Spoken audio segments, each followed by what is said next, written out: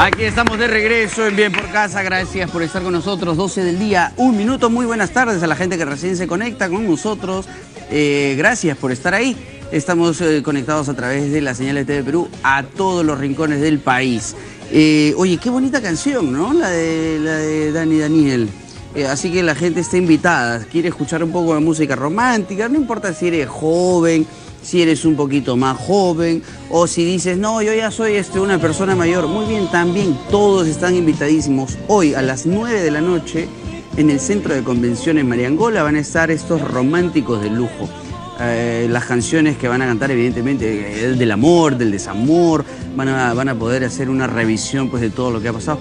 Y si quieres, como mencionaban por aquí, llevas a tu ex también, ¿no es cierto? O a tu peor es nada, o es lo que hay. No importa, lo importante es que vayas en la noche y la pases muy bien con estos grandes cantantes. Eso no es un rumor, de lo que vamos a hablar ahorita sí es de los rumores. ¿Cómo afectan estos dimes y diretes, estas voladas que a veces encontramos en las redes, que encontramos pues en los pasillos del trabajo, en los pasillos o en los salones de la universidad o del colegio? ¿Y cómo es que nuestra sociedad recibe estos comentarios que de pronto, sin ningún fundamento, sin ninguna prueba, se convierten en una gran bola de nieve que puede afectar a los demás? Esta mañana estuvimos viendo cómo es que los noticieros transmitían una situación caótica producida probablemente por un rumor que nadie confirmó, y eso fue incontrolable. Estamos entonces con nuestra invitada el día de hoy. ¿Quién está con nosotros? ¿Ah? Por favor, démosle un aplauso a nuestra invitada de la Jara. Ella es guapa, psicóloga y no entra en rumores. Por favor, ¿cómo estás? ¿Qué tal? Hola. ¿Cómo te va, Adela? Gracias, bien, bien. Gracias por estar con nosotros. Cuéntame, ¿de qué se trata esto del caos o del rumor que a veces se convierte en bola de nieve y de pronto se vuelve incontrolable?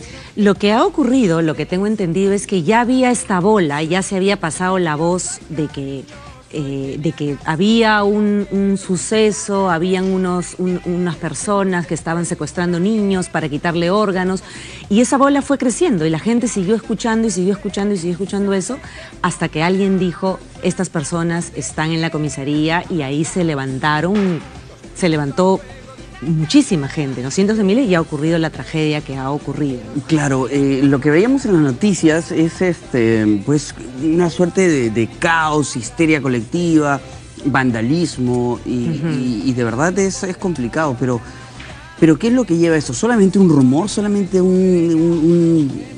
una frase que por ahí alguien dijo y así libremente los demás se pueden contagiar de eso? Ese es un buen punto, ¿no?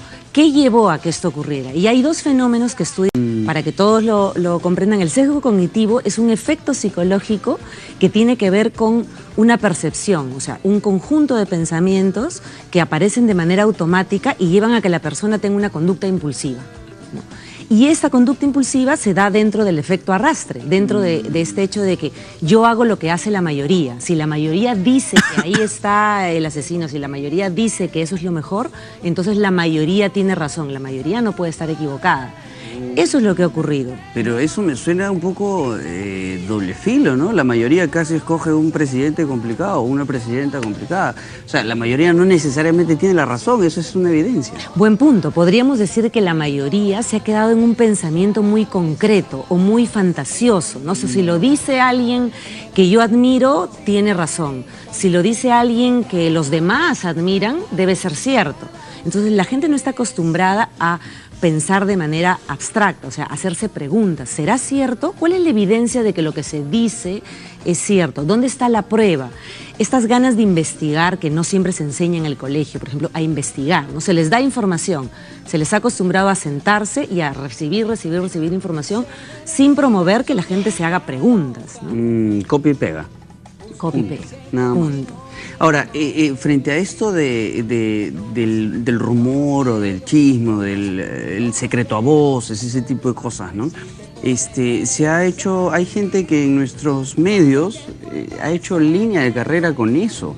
O sea, ha alimentado a la población durante años, incluso hasta el día de hoy. Se sigue haciendo programas de televisión, secuencias de televisión donde tú dices, dicen, me cuentan, se sospecha por ahí, sin confirmar, tenemos una imagen, estaría tomando, estaría fumando, estaría borracho, estaría sacándole la vuelta. Entonces digo, es parte ya de la cultura o del consciente colectivo de la gente, ¿no? Yo creo que lo que dicen los demás, o lo que dicen los líderes, o lo que dicen estas personas que tú mencionas, por ejemplo, de la política, o del fútbol, o de la religión, o de algún grupo, activa las creencias que la persona ya tiene previamente antes de escucharlas, ¿no? O sea, si yo creo que, por ejemplo, creo que la verdad universal es tal grupo político, tal partido, tal grupo futbolístico, entonces tú vienes y me cuentas un tema relacionado a algo que yo ya creo, y yo te voy a seguir, te voy a creer, pero nadie va a activar en mí algo que yo no tengo ya previamente pensado. Esto que hablaba del sesgo cognitivo es un efecto, o sea, yo no sé a ciencia cierta cómo voy a reaccionar si alguien lanza un rumor. No lo sé a ciencia cierta, pero en el 99% de los casos yo voy a activar creencias que ya tengo. A mí nadie me va a convencer de la existencia de un Jehová o de un Krishna si yo no creo previamente o si no estoy dispuesta a abrir mi mente a eso. O si me han educado para eso. Claro, imagínate cuántos años nos entrenan en el colegio y en la casa para que terminemos a los 15, 16 años creyendo en verdades universales. Pero es porque por adoctrinamiento, nos lo han repetido 11 años y alguien tenía razón, o sea, papá, mamá tenía razón, los profesores tenían razón, el cura no podía estar equivocado, y entonces le hemos creído. Eso los rumores también, si lo dice tal red social o si lo dice la mayoría, es porque es cierto. Y se da mucho en adolescentes, por ejemplo, ¿no? Yo, por pertenecer a un grupo, si soy un adolescente, por pertenecer a un grupo, hago lo que hace el grupo. El grupo no puede estar equivocado, y menos aún si en el grupo está el líder. Y me la voy creyendo y me la voy creyendo. Claro, ahora, si te adoctrinan y te entrenan para eso, entonces tú dices, bueno, ok, ya, yo crecí así. De hecho, también muchas de las taras de nuestra sociedad, como el machismo, han sido parte de nuestra formación, nos guste o no. Entonces, evidentemente, cuando viene todo este movimiento tan consciente, tan responsable de Ni Una Menos, de la unión civil, donde uno invita al respeto, simplemente al respeto y de las personas y los derechos, para los que están formados de una manera distinta, evidentemente es un choque. No necesariamente van a estar de acuerdo ni van a apoyar un movimiento así. Es un poco la figura que... Ese es un buen punto, para lo malo y para lo bueno.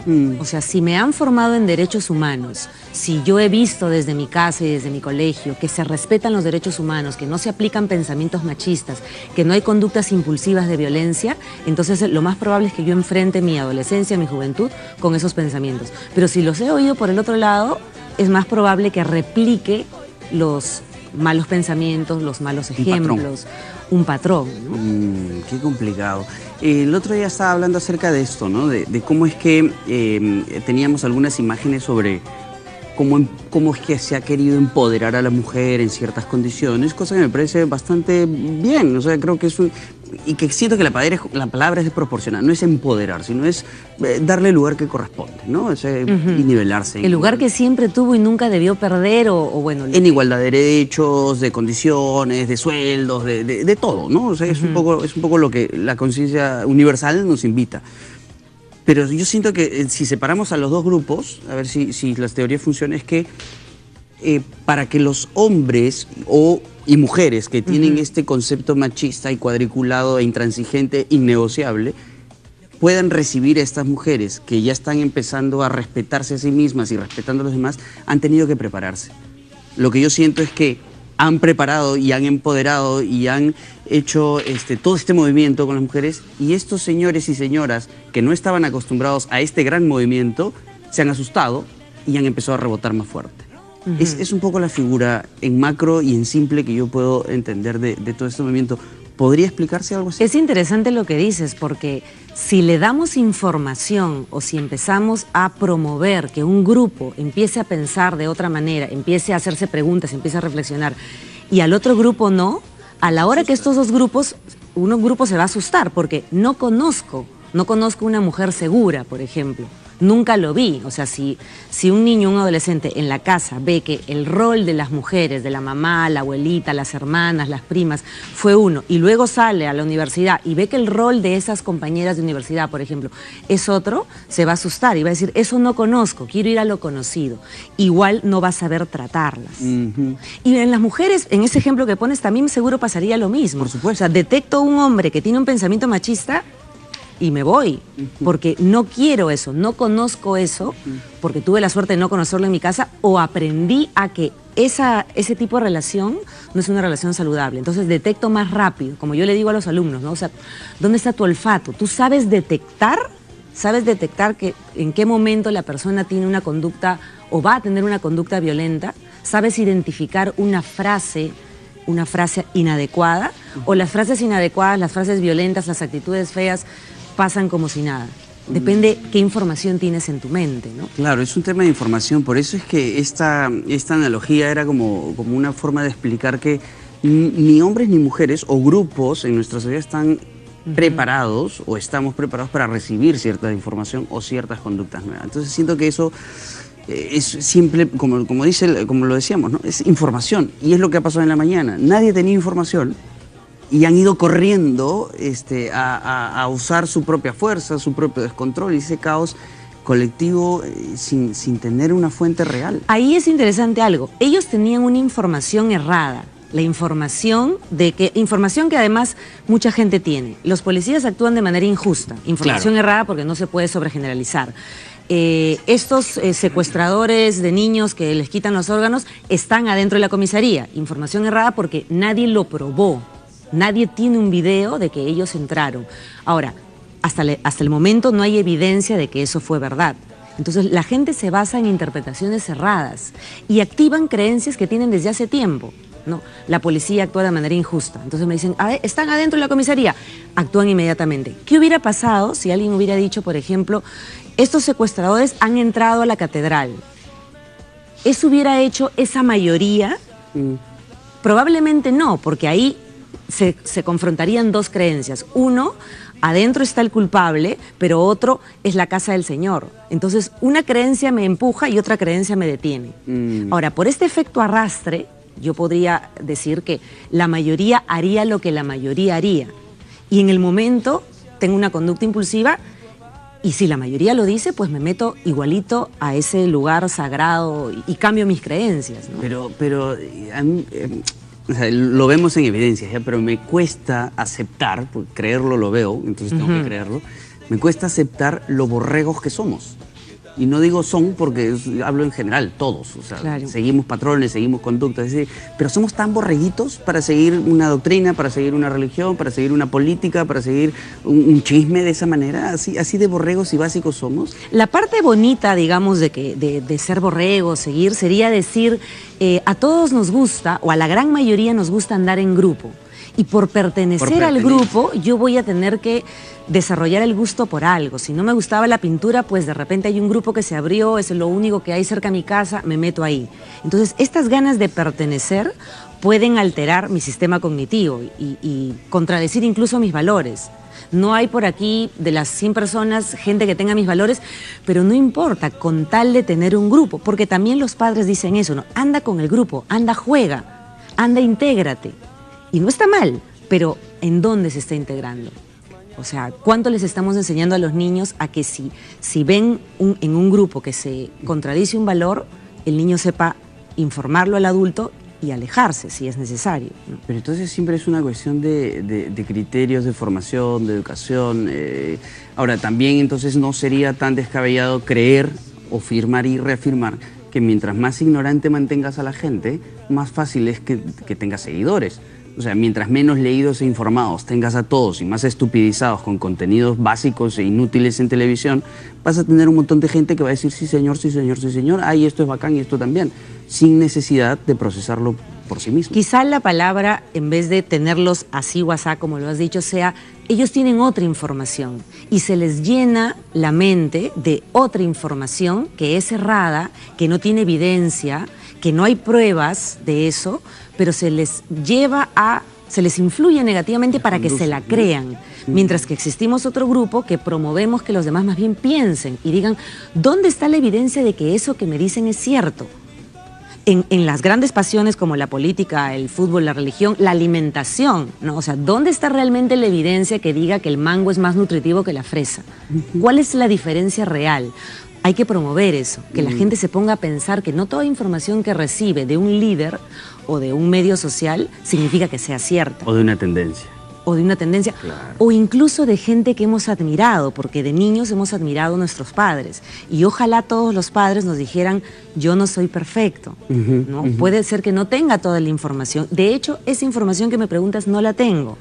O vamos a Google o... Averigüemos juntos, pues. Averigüemos juntos. Claro. ¿No? Claro. Ahora, ¿qué ocurre digamos, con los niños o con los adolescentes que rompen este esquema con los padres? De pronto tú dices, tengo padres vegetarianos, pero el adolescente dice, no, pues yo quiero probar otras cosas. O sea, no siguió el patrón. ¿Eso es porque tiene un plus? ¿Es porque va a ir en contra de lo que siempre le han enseñado? ¿Es simplemente un impulso adolescente? ¿Qué es lo que permite que una persona pueda cambiar el destino de su patrón? Usemos ese ejemplo de la alimentación porque puede ayudarnos a entender cómo se suelen comportar los adolescentes, ¿no?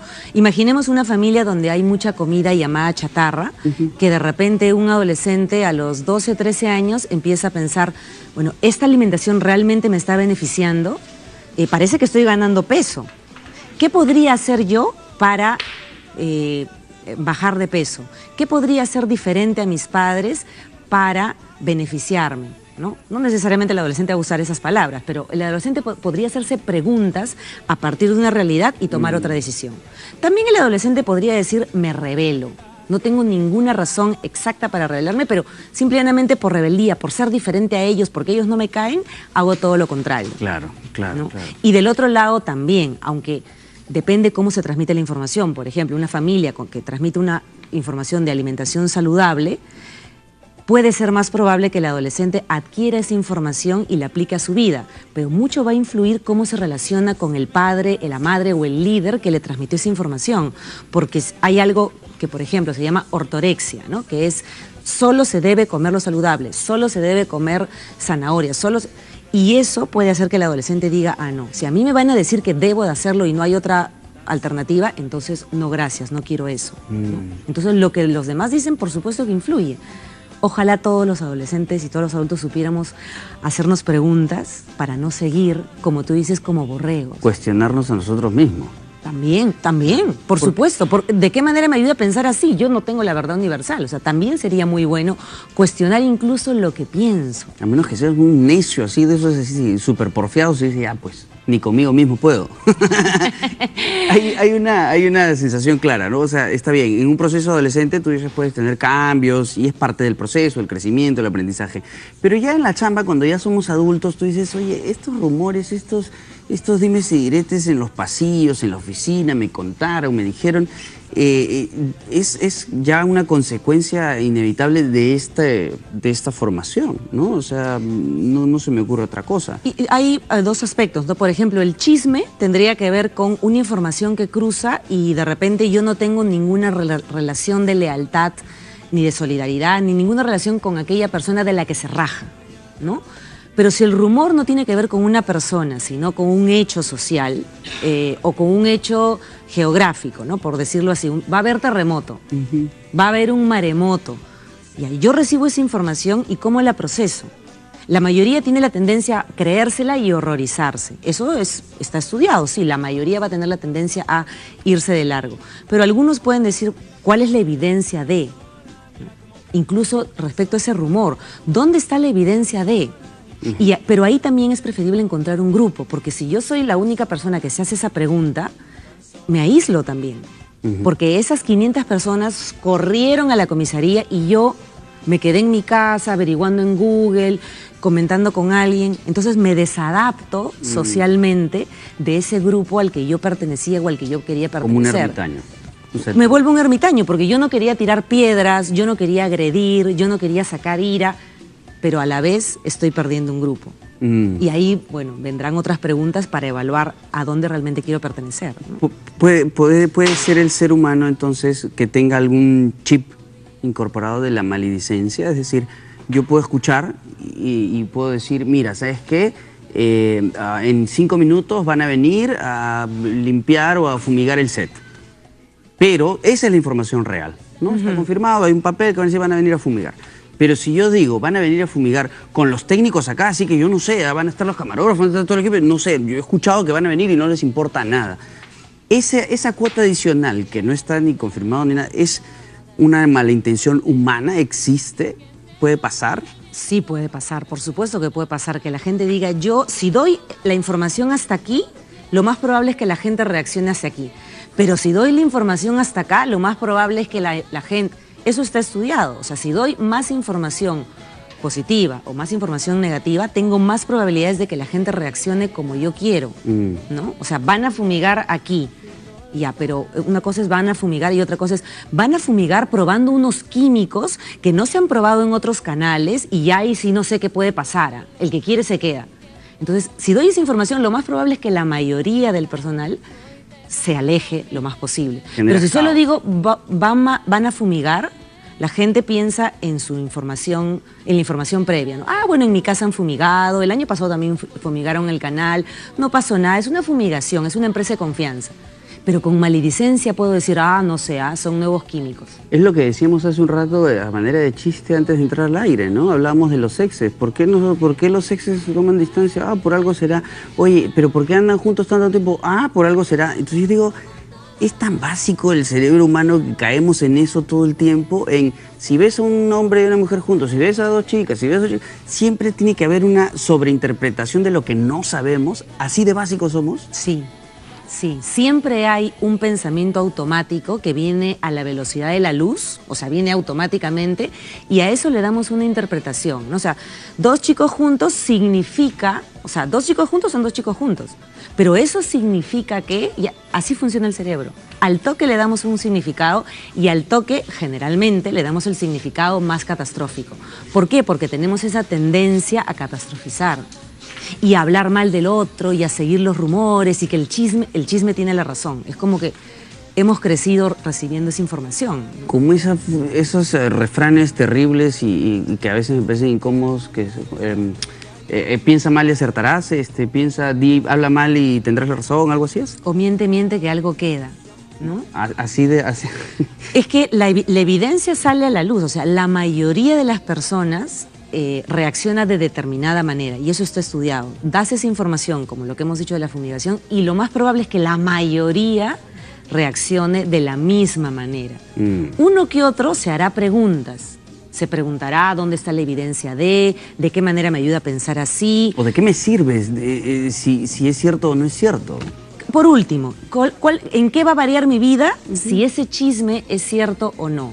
Ahora, estas personas de Huaycán, quizá con pensamientos de justicia, pensaron que sí iba a variar la calidad de vida de la gente y de hecho no iban a haber niños secuestrados. Algunos habrán pensado, si ahí está el secuestrador de niños que les quitan los órganos, entonces si los eliminamos, santo remedio. El problema es que no se preocuparon, pero no se ocuparon de averiguar si eso era cierto. Y las consecuencias fueron catastróficas, ¿no? Sí, pues es parte de una revisión o de un control, digamos, de información, de criterio, de educación también, si quieres. O sea, y yo no sé cuánto los medios se encargaron también en estos días de clarificar que no era así, que no había pruebas de eso. Hace muchos años, por mail, llegaba un mail que seguro la mayoría lo debe haber leído, de un camión que tenía, lo paró la policía. El chofer bajó y abren el camión y adentro habían niños colgados. Y en el mail decía, y el chofer que hizo se mató. ¿Alguien sabe si eso fue cierto? ¿Alguien sabe si, que alguna vez yo lo leí que había ocurrido en Estados Unidos, otra vez lo leí que ocurrió en el Perú? Entonces el rumor creció con que ocurrió, ¿no? O sea, hay un camión que tiene... tenía esa carga, lo descubrió el policía y el chofer se mató. No se sabe si fue cierto, pero esa información, si yo quiero averiguar si fue cierto, tendría que ponerme a investigar, porque yo tampoco sé si fue cierta. Lo que pasa es que las redes ahora son casi incontrolables, entonces un mail con esa información, un post en el Facebook o en el Twitter con esa información o algo que dicen por ahí, etcétera, se convierte en un regadero inmediato, ¿no? Y si tiene 9.000 millones de visitas, entonces la gente piensa, debe ser cierto, porque la gente no puede estar tan equivocada. Claro. Y la minoría, podemos pensar, no, yo no quiero estar en la minoría. Sí, ahora, ahí estabas mencionando un par de cositas, ¿no? Tú decías, ¿en qué afecta realmente o en qué va a cambiar mi existencia? Si es que eso está ocurriendo o no. Si estamos hablando de niños secuestrados, por supuesto que todo el mundo, todos los que tenemos familia, aunque no la tengamos, decir, oye, un ratito, revisemos bien esta cosa. Claro. Pero para cosas más simples y universales y sensatas, yo te digo, si una pareja, hombre, mujer, alto, negro, chino, gordo, flaco, se quiere juntar al margen de su género, de su cultura y su color de pelo, ¿en qué va a afectar mi vida? ¿En qué le va a afectar a mis hijos? ¿En qué le va a quitar oxígeno? ¿Le va a cambiar la pensión del colegio? ¿En qué le va a afectar? Yo te digo lo que escucho en adultos, en adultos que dicen, sí va a afectar, porque entonces mis hijos van a pensar que eso es posible. Y yo les digo, sí, pues, eso es posible, eso está bien. Ojalá se aprobara el matrimonio igualitario. O sea, pero yo, y me dicen los adultos, yo no quiero que mis hijos tengan esa información, porque al tener esa información van a pensar que eso es posible y si lo hacen, entonces ya se adelantan a, ¿no? Hay información que ellos creen que sí les va a afectar, ¿no? Porque va contra sus valores, ellos tienen otros valores y van a verse afectados a partir de esa información. Cuando he escuchado a adultos hablar de sus hijos y dicen cosas como, ¿pero qué le digo a mi hija o a mi hijo si ven a dos chicos o a dos chicas besándose? Pues que se aman, ¿no? Claro. ¿Qué más le vas a decir? ¿Que está bien, que está mal? No. Que se aman, que se quieren, que se enamoraron y que ellos sabrán lo que hacen. Pero para que un adulto llegue a decir eso, tendría primero que creérselo. ¿Qué va a hacer la mayoría de adultos? Va a decir lo que cree. Y lo que cree es, eso está mal. Entonces, eso es lo que va a decir. Y puede funcionar por el lado bueno también, ¿no? Si un niño ve que alguien le pega a otro niño en la calle y el niño, tu hijo te pregunta, ¿qué está haciendo ese papá o qué está haciendo esa mamá? Tú le vas a explicar la verdad. Ese padre, esa madre perdió el control y está cometiendo un abuso. Y si quiero ir más allá, filmo y le digo, y nosotros vamos a denunciar. Ahí le estoy transmitiendo valores, pero tiene que ver con las creencias que yo tengo desde antes que ocurre el hecho. Sí, pues. Desde valores también. Claro, va a ser un proceso largo el de este caso de Huaycán, sobre todo, y el de muchos, ¿no? Con el que nos hemos visto involucrados en los medios últimamente, los dimes y diretes, los chismes, los rumores, estas cosas que nunca se comprobaron, pero ya se sentenció socialmente, legalmente tal vez. Entonces siento que de pronto hay así como existe el prejuicio, ¿no? Y antes de saber qué ocurrió ya estamos sentenciando, también existe el projuicio. Alguien que viste muy feliz y muy bacán, un solo día piensas que así va a ser el resto de su vida. Entonces siento que así como se aplaude, se apedrea con mucha facilidad y creo que es nuestra chamba tratar de revisarnos, ¿no? Y invitar a que la gente se haga preguntas y lo primero, ¿de qué manera me ayuda esa noticia a mí? ¿Qué puedo hacer al respecto? ¿Qué tan cierto es? ¿Sirve alimentarla o no? Muy bien. Bueno, Adela, lamentablemente el tiempo se nos ha acabado, es un tema bastante interesante, me ha gustado mucho conversar de esto, me voy con más preguntas todavía. Qué bien, yo también. Así que creo que tenemos para repetir el tema y otros tan interesantes contigo siempre. Gracias por estar con nosotros. Un aplauso para nuestra invitada. Gracias, Adela. 12 del día, 29 minutos, nos vamos al corte. De regreso nos visitan los actores de la película Guerrero, que se estrena este 8 de diciembre. Nos visitan Magdiel Lugas y Ronnie Chapiama, perdóname, estaba escrito en hebreo. Pero ahora los vamos a tener acá en el programa y vamos a conversar con ellos de todos los detalles de esta película. Corte y volvemos. Pero te entrego el corazón.